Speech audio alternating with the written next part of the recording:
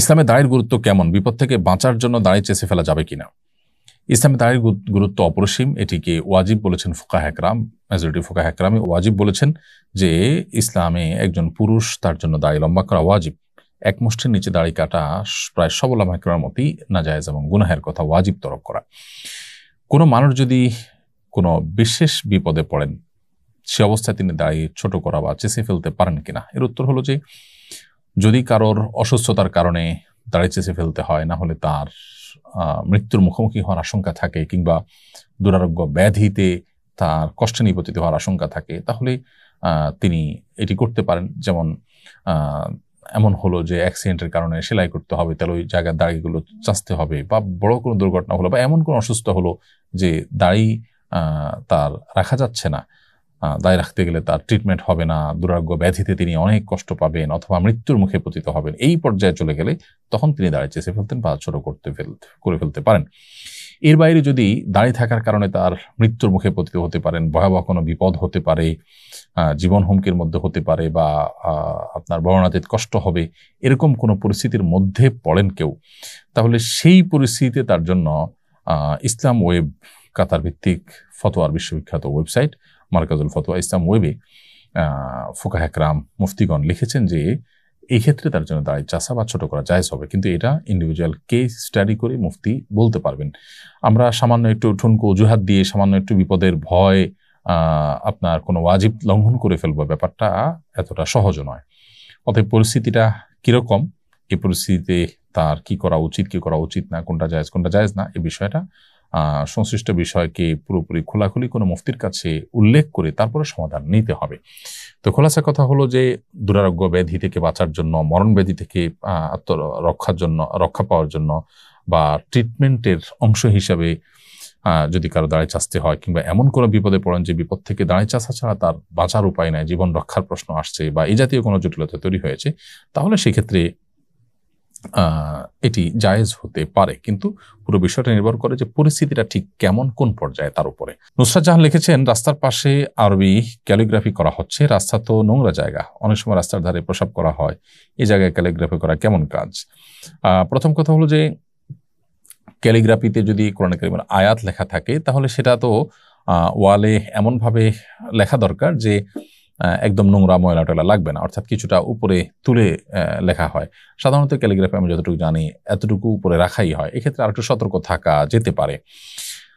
আর এর বাইরে সাধারণ যে ক্যালিগ্রাফি আছে, যেগুলোতে আসলে আপনার কোরআন কারীমের আয়াত নেই, অন্য ভালো কথা আছে, আরবি থাকলেই যে কোনো আয়াত হবে তা নয়, তাহলে সেক্ষেত্রে সেটা র্যান্ডমলি যে কোনোভাবে দেওয়া যেতে পারে। কোরআনের আয়াত যদি থাকে, আল্লাহর নাম যদি উল্লেখ থাকে, তাহলে সেটা যেন অপমানজনকভাবে ব্যবহার না হয়, সেদিকটা খেয়াল রাখতে হবে। এখন কথা হলো যে সচরাচর আমাদের দেশের সব ওয়ালগুলোতেই কি মানুষ পেশাব করে বা কোনো প্রাণী পেশাব করে, কিংবা সব জায়গাতে ময়লা হয়? আমার মনে হয় সেটা না। বিশেষ করে বিশ্ববিদ্যালয়, কলেজ, মাদ্রাসা এর যে ওয়ালগুলো আছে অভ্যন্তরে, ক্যাম্পাসের ভেতরে, এগুলোতে আসলে কেউ পেশাব সচরাচর করে না। তারপরও কোনো প্রাণীর দ্বারা সেটি কোনো অপমান হতে পারে, সেই জায়গা থেকে কিছুটা উপরে তুলে ক্যালিগ্রাফি করা যেতে পারে। মৌলিকভাবে ক্যালিগ্রাফি করাতে দোষের কিছু নেই। হাবিব আপনি লিখেছেন, আমি ভারত থেকে জানতে চাই, আমাদের দেশে মিডিয়া বলছে আপনাদের ওখানে নাকি হিন্দুদের উপর অত্যাচার করা হচ্ছে, এটা কতটুকু সত্য? অমুসলিম অধিকার সম্পর্কে ইসলামের নির্দেশনা কি? ভাই হাবিব, আপনাদের দেশ থেকে অর্থাৎ ভারত থেকে আপনারা যে মিডিয়ার প্রচারণা দেখতে পাচ্ছেন, আমরা দুঃখজনক হলেও সত্য বলতে চাই আপনাদেরকে যে এটা একরকম মিথ্যাচার হচ্ছে। আমাদের দেশে, আমাদের আশেপাশে যে হিন্দু ভাই বোনরা আছেন, তারা ভালো আছেন, নিরাপদে আছেন। বিচ্ছিন্ন যে ঘটনাবলী, সেটি তো সব সমাজে কম বেশি হয়ে থাকে। বিশেষ করে আপনাদের প্রতি শ্রদ্ধা রেখে বলতে চাই যে আপনারা আপনাদের দেশ ভারতে আপনারা নিজেরা মুসলমানরা নানাভাবে যে নিগৃহীত আছেন, একের পর সেখানে ধর্মীয় দাঙ্গা এবং মুসলিম নিধন হয়ে থাকে, ঠুনকো অজুহাতে অগণিত মানুষকে হত্যা করা হয়। আমাদের এখানে বাংলাদেশে ইতিহাসে কখনো এরকম কোনো ঘটনা ঘটেনি। বিভিন্ন রাজনৈতিক অস্থিরতায় হিন্দুদের ভালোবাসার দাবিদার মানুষরা অনেক সময় আপনার তাদেরকে গুটি হিসেবে ব্যবহার করে আপনার এ ব্যাপারে প্রপাগান্ডা চালায় থাকে। অতি সম্প্রতি যে ঘটনা ঘটেছে, সেখানে বিচ্ছিন্ন কিছু ঘটনা প্রথম একদিন হয়তো হয়েছে, সামান্য কিছু মানুষ হয়তো ক্ষতিগ্রস্ত হয়েছেন। উল্লেখযোগ্য যে ক্ষতি, মানুষের হতাহত হওয়া, ধর্মীয় দাঙ্গা হওয়া, বহু মন্দির ভেঙে ফেলা, এরকম কোনো ঘটনা আসলে এখানে ঘটেনি, আমরা চাক্ষুষ প্রমাণ। কিছু মানুষের ঘর বাড়িতে কেউ আঘাত করেছে দুষ্ট চক্র, সেটা তো আসলে অনেক মুসলমানের বাড়িতেও আঘাত করা হয়েছে।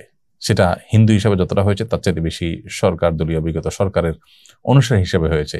বিগত সরকার অনুসারী হিসেবে বহু আওয়ামী লীগের নেতার ঘর বাড়িতে আঘাত করা হয়েছে এবং তাদের ঘর বাড়ি ভাঙচুর করা হয়েছে, লুটপাট করা হয়েছে। তো তারা তো মুসলমান ছিলেন, বিধায় এইটাকে সাম্প্রদায়িক কোনো ঘটনা হিসাবে আখ্যায়িত করা একেবারে ভুল এবং একরকম অবিচার মুসলমানদের প্রতি। আবরার ফাহাদের হত্যাকারীদের কয়েকজন জেলে জসিমউদ্দিন রহমানের সাথে ছিলেন, তারা সবাই কোরআন কারীমের হাফেজ হয়ে গেছেন। তারা এখন ধার্মিক হওয়ার কারণে তাদের কৃত অপরাধের শাস্তি থেকে কি তারা ক্ষমা পেয়ে যাবে? শরিয়ার বিধান কি এক্ষেত্রে? আমাদের প্রচলিত বিধান তো নিশ্চয়ই আমরা জানি যে এখানে লঘু হওয়ার কোনো কারণ নেই, শাস্তি এর কারণে মওকুফ হয়ে যায় না প্রচলিত আইন অনুযায়ী। কিন্তু শরিয়ার যে বিধিবিধান সেটার আলোকেও আপনি ধার্মিক হয়ে গেলেই কাউকে খুন করলে আপনি সেই দায় থেকে মুক্ত হয়ে যাবেন না। আপনি ধার্মিক হয়েছেন, আল্লাহর কাছে প্রিয়পাত্র হওয়ার পথে আপনি এগিয়ে গেলেন, নিজেকে সংশোধন করলেন, এটা প্রশংসনীয় কাজ আলহামদুলিল্লাহ, কারণ আপনি সওয়াব পাবেন। বাট কোনো মানুষকে হত্যার সাথে যদি আপনি জড়িত থেকে থাকেন তাহলে শাস্তি আপনার উপর ঠিকই কার্যকর করা হবে। হ্যাঁ, যদি এমন হয় যে নিহত ব্যক্তির পরিবাররা আপনাকে ক্ষমা করে দেন, তারা তা আপনার কাছ থেকে যে কেসাস প্রাপ্য রয়েছে শরিয়ার বিধান অনুযায়ী হত্যার বদলে হত্যা, সেটি যদি তারা মওকুফ করে দেন, বলেন যে আমাদের কোনো দায় দাবি নেই, আমরা তাকে ক্ষমা করে দিলাম, তাহলে সেটি শরিয়া দৃষ্টিকোণ থেকে ক্ষমা হতে পারে। রিফাত হোসেন আপনি লিখেছেন, শহীদ মিনারে বা কোনো স্মৃতিস্তম্ভে মোমবাতি প্রজ্বলন সম্পর্কে ইসলাম কি বলে, এই বিষয়ে জানাবেন দয়া করে। শহীদ মিনারে বা কোনো স্মৃতিস্তম্ভে মোমবাতি প্রজ্বলন ইসলামের শরিয়ার দৃষ্টিকোণ থেকে প্রশংসনীয় কোনো বিষয় নয়। দেশের প্রতি ভালোবাসা, মাতৃভূমির প্রতি ভালোবাসা, মাতৃভূমি, দেশ এবং মানুষের জন্য, মাজলুম মানুষের রক্ষার জন্য যারা জীবন বাজি রেখেছেন তাদের প্রতি শ্রদ্ধা করবার কথাও ইসলাম আমাদেরকে বলে। কিন্তু সেই শ্রদ্ধা ভালোবাসা প্রকাশের যে প্রক্রিয়া সেটা যেন যথাযথ হয়, শরিয়া সিদ্ধ হয়, সেটাই শরিয়া বলে। এমন কোনো কাজ যে কাজের আসলে বৈজ্ঞানিক কোনো ভিত্তি নাই, ধর্মীয় কোনো ভিত্তি নেই, সেটা কোনো অবস্থাতে আসলে গ্রহণযোগ্য হতে পারে না। ধরুন কিছু মানুষ মারা গেছে, তাদেরকে স্মরণ করে আমরা একটা শহীদ মিনার তৈরি করলাম।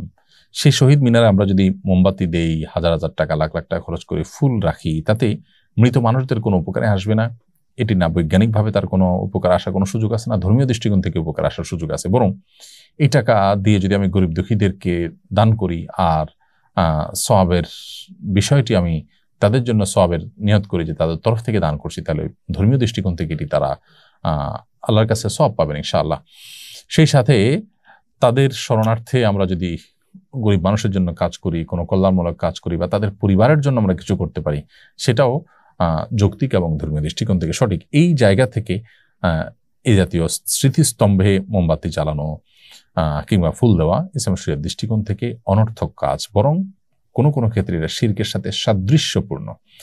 কেউ এখানে পুজো করতে চায় না, পূজার নিয়ত করে না, সেজন্য এটা হয়তো সরাসরি শিরক হবে না, কিন্তু শিরকের যে আয়োজন, যেখানে মোমবাতি, ফুল এগুলো থাকে, মুশরিকরা, হিন্দুরা, অন্য যারা শিরকে লিপ্ত তারা যেরকম করেন, এখানে অনেকটা তার সাথে সাদৃশ্য হয়।